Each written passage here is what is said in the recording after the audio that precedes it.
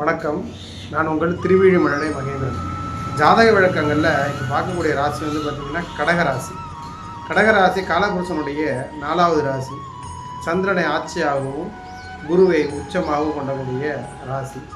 இந்த ராசியில் செவ்வாய் நீசம் பெறுவார். இந்த கடகராசியை பொறுத்தளவுக்கு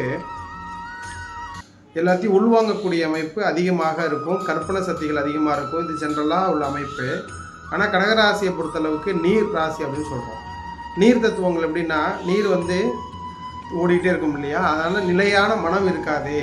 எந்த மனம் இருந்தாலும் நிலையாக இருக்காது. அது வந்து அதிகமான சிந்தனை இருக்கக்கூடிய ராசி தான் கடகராசியை நம்ம சொல்கிறோம். கடகராசி இப்போ செவ்வாய் வந்து வக்ரமாக அங்கே இருக்கார். இப்போ சந்திரன் கோச்சார ஜனன கால சந்திரன் எல்லாமே அங்கே தான் இருப்பார். கோச்சார செவ்வாய் இருக்கார். ஒரு நெருப்பு கிரகம் நீர் கிரகத்தின் மேலே ஒரு பயணம் அப்படிங்கிறது அது அவ்வளோ சிறப்பான விஷயமா அப்படின்னா இல்லை. ஏன் இல்லைன்னு சொல்கிறேன்னா, செவ்வாய் வந்து இப்போ பயிற்சி ஆகிடுவார், வக்ர நிவர்த்தியை பயிற்சி ஆகிடுவார். இருந்தாலும் இப்போது ஒரு 2-3 நாளைக்கு அந்த பிரச்சனை என்னென்னு பார்த்தீங்கன்னா, இந்த ஒரு 40 நாளாகவே செவ்வாய் வந்து ஒரு ராசியை கடக்கிறதுக்கு 45 நாள் ஆகுது. 45 நாளாகவே இருக்குது. இப்போ வக்ரம் பெறுறதுனால கொஞ்சம் கூடுதல் காலங்கள் ஆகும். அந்த காலகட்டங்களில் இந்த செவ்வாய் பயிற்சி அப்படின்னு பார்த்தீங்கன்னா கொஞ்சம் சுமாராக தான் இருக்குது. அது எப்படின்னா, நெருப்பு கிரகங்கள் நீர் கிரகங்கள் மேல் பயணிக்கும் போது நெருப்பு சார்ந்த விஷயங்கள் எது பார்த்திங்கன்னா, செவ்வாய் உயிர் காரகத்துவத்தில் உடல் காரகத்துவத்தில் ரத்தத்தை குறிக்கக்கூடியது. அப்போ ப்ளட் ப்ரெஷரு, சீரான ரத்தப்போக்கு இல்லாமல் இருக்கிறது, அதிக ரத்தப்போக்கு, இது மாதிரி ப்ரெஷரை தலைவலி ப்ரெஷர்லாம் வந்து இந்த காலகட்டங்களில் இருக்கும். யாருக்கு? கடகராசி. அடுத்தது கடகராசிக்கு 3ஆம் இடத்துல கேது. நீங்கள் எந்த விஷயம் செஞ்சாலும் அந்த விஷயம் வந்து தடையை நோக்கி தான் பயணிக்கும். ஏன்னா 3ஆம் இடம் தான் ஒரு வெற்றியை குறிக்கக்கூடிய இடம்.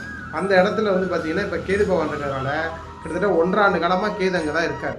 அப்படிங்கிறப்ப நீங்கள் எந்த விஷயம் செஞ்சாலும் தாமதப்பட்டு தடை பெற்று வேறு ஒரு சிக்கலோடு அந்த விஷயம் முடியும். ஏன்னா கேது பகவான் எப்பொழுதும் அப்படி தான் கொடுப்பார். கேது அங்கே இருக்கார் அப்படின்னு பார்த்தீங்கன்னா 11ஆம் இடத்துல லாபஸ்தானத்தில் குரு இருக்கார் இல்லையா. 12ஆம் இடம் மிதுனமாகவும் 11ஆம் இடம் வந்து அங்கே இருக்கார்.